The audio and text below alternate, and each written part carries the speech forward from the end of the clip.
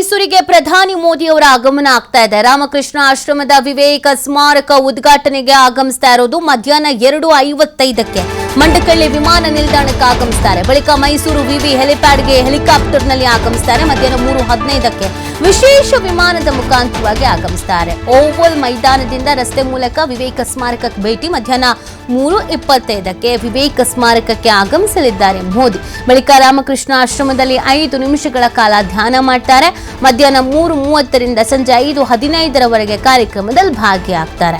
ರಾಮಕೃಷ್ಣ ಆಶ್ರಮದಲ್ಲಿ ವೇದಿಕೆ ಕಾರ್ಯಕ್ರಮದಲ್ಲಿ ಭಾಗಿಯಾಗ್ತಾರೆ. ಸಂಜೆ 5:20ಕ್ಕೆ ರಾಮಕೃಷ್ಣ ಆಶ್ರಮದ ಶಾಲೆಗೆ ಪ್ರಧಾನಿ ಮೋದಿ ಅವರು ಭೇಟಿ ಕೊಡ್ತಾರೆ. ಸಂಜೆ 5:30ಕ್ಕೆ ಓವಲ್ ಮೈದಾನದಿಂದ ಏರ್ಪೋರ್ಟ್ಗೆ ಪ್ರಯಾಣ ಮಾಡ್ತಾರೆ. ಸಂಜೆ 5:55ಕ್ಕೆ ವಿಶೇಷ ವಿಮಾನದ ಮುಖಾಂತರವಾಗಿ ದೆಹಲಿಗೆ ತೆರಳುತ್ತಾರೆ ಮೋದಿ ಅವರು.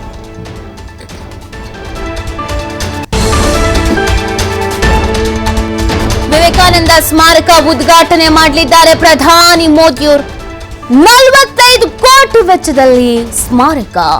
ಸಾಂಸ್ಕೃತಿಕ ಯುವ ಕೇಂದ್ರ ನಿರ್ಮಾಣ. ದೇವರಾಜ ಮೊಹಲ್ಲಾದ ನಾರಾಯಣ ಶಾಸ್ತ್ರಿ ರಸ್ತೆಯಲ್ಲಿರೋದು ಸ್ಮಾರಕ. 1892ರಲ್ಲಿ ಇದೇ ಸ್ಥಳದಲ್ಲಿ ಸ್ವಾಮಿ ವಿವೇಕಾನಂದರು ವಾಸ್ತವ್ಯ ಹೂಡಿದ್ರು. ಅವರ ನೆನಪಿಗಾಗಿಯೇ ಅದೇ ಸ್ಥಳದಲ್ಲಿ ಸ್ಮಾರಕ ನಿರ್ಮಾಣದ ತೀರ್ಮಾನವನ್ನ ಮಾಡಿ 3 ವರ್ಗಗಳಲ್ಲಿ ಸ್ಮಾರಕದ ಕಟ್ಟಡಗಳು ನಿರ್ಮಾಣ. 650 ಆಸನಗಳ ಅತ್ಯಾಧುನಿಕ ಆಂಪಿಥಿಯೇಟರ್, ವಿವೇಕಾನಂದರ ಜೀವನ ಬೋಧನೆಗಳನ್ನ ಪ್ರದರ್ಶಿಸುವಂತ ಮ್ಯೂಸಿಯಂ, ಸಣ್ಣ ಅವಧಿಯ ಕೋರ್ಸ್ಗಳಿಗೆ ತರಗತಿ ಕೊಠಡಿಗಳ ನಿರ್ಮಾಣ, ವಿವೇಕ ಸ್ಮಾರಕದಲ್ಲಿ ಯೋಗ ಧ್ಯಾನ ಸಭಾಂಗಣ, ಗ್ರಂಥಾಲಯ, ಸ್ಪರ್ಧಾತ್ಮಕ ಪರೀಕ್ಷೆಗಳ ಸಿದ್ಧತೆಗಾಗಿ ಅಧ್ಯಯನ ಕೇಂದ್ರ, ಸಮ್ಮೇಳನ ಕೊಠಡಿಗಳು, ಪ್ರದರ್ಶನ